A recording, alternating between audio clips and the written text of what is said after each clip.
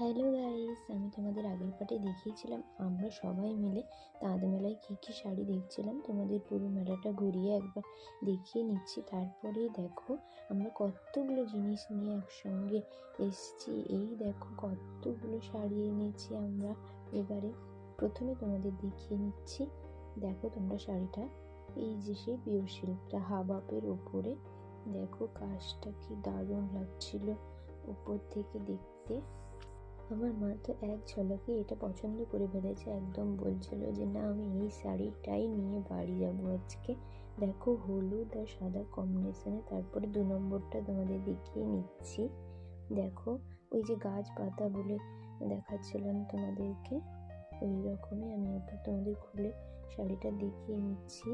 ভালো করে ক্লোজলি দেখে নাও, আমি গায়ে ফেলেও একবার দেখিয়ে দিচ্ছি কেমন লাগছে তোমরা অবশ্যই জানিও। নাম্বার 3 হচ্ছে